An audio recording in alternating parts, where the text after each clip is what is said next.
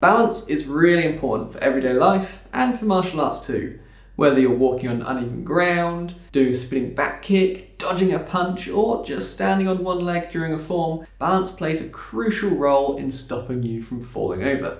So today we're going to be looking at exercises to test and improve your balance, ranging from the really easy all the way up to the super hard. Let's get into it. Balance is both a skill and a matter of the strength of the muscles that stabilize your joints. So these exercises are going to work both. Best of all, some of these are things that you'd want to be incorporating into a general fitness program anyway, so you can make the most out of your time. The first thing we're going to do is a pretty basic balance exercise, but also a really scalable test of your balance. This means that you can use it to track just how much progress you're making. What we're going to do is stand up nice and tall, look at a spot straight in front of us. We're just going to lift one foot just a little bit off the ground and try and stay here for 1 minute. If you feel like you're going to fall, just put your foot straight down. Now this might be too hard, in which case you can gently rest your hand on a wall, table or chair just to assist as much as you need. For most of you though, this will probably be fairly easy. So to make it harder, we can move our head from side to side whilst we're doing it. This disrupts our visual system's ability to help with our balance, and therefore makes it a really good way to start building up our ability to balance whilst moving. If you can still make it to a minute doing this, then you can try moving your head in circles or even closing your eyes. And if that's easy, you don't need this video. But seriously, you can test yourself even more by trying some of these other exercises with the same head movement or eyes shut modifiers. Or indeed, to make things easier, you can hold on to something. Our first 3 exercises I recommend you give a go together, as they all work different aspects of balance and they're all pretty straightforward. You can do these as often as you want, but obviously the more you do them, the faster you'll improve. Now first, we're going to stand on one leg and we're going to lift the opposite knee nice and high and then bring it down and repeat for 1 minute. Then do it on the other leg. Our second exercise is just slow calf raises. Try to get as high onto your toes as you can and then pause at the top before coming back down. Again, do this for a minute. The third exercise involves standing with one foot on a cushion in front of a wall with a tennis ball or a tightly balled pair of socks. Throw the ball or socks against the wall and catch them.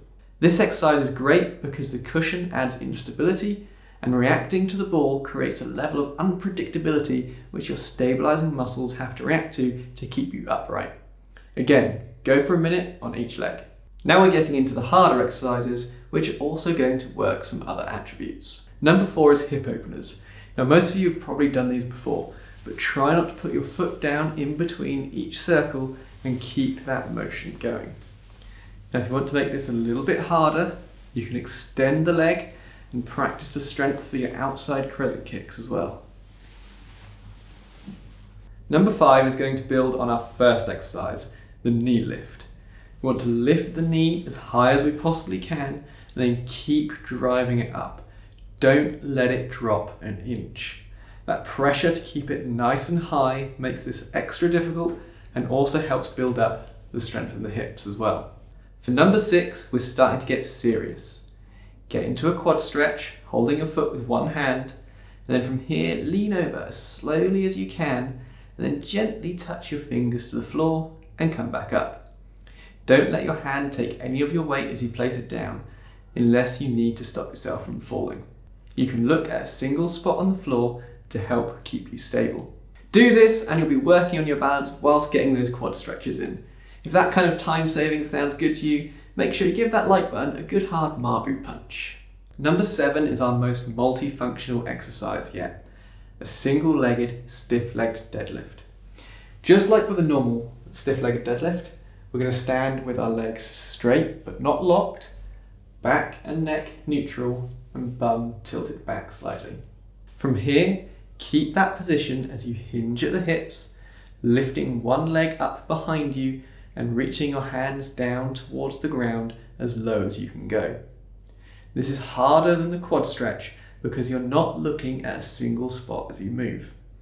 It's also a great exercise for developing lower back hamstring and glute strength.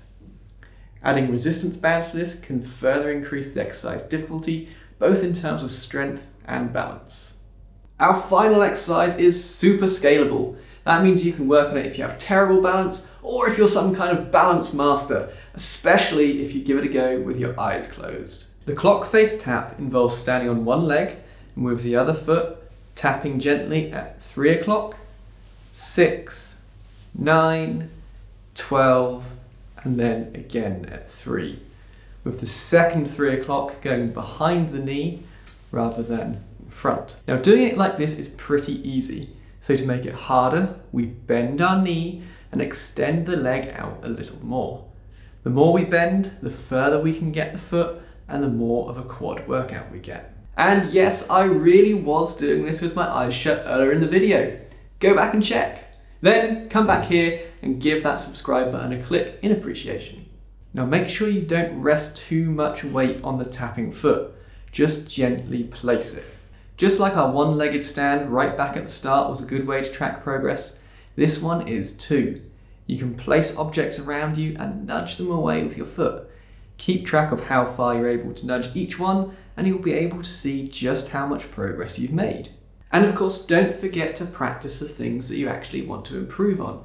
If you slow the movement right down, it can have quite a big impact on improving your balance. So there you have it. 2 ways to test your balance and 8 ways to improve it. Work on these alongside your normal practice of what you're trying to develop and you should see great improvements. Hopefully you found this useful. Do like and subscribe and I shall see you in the next one.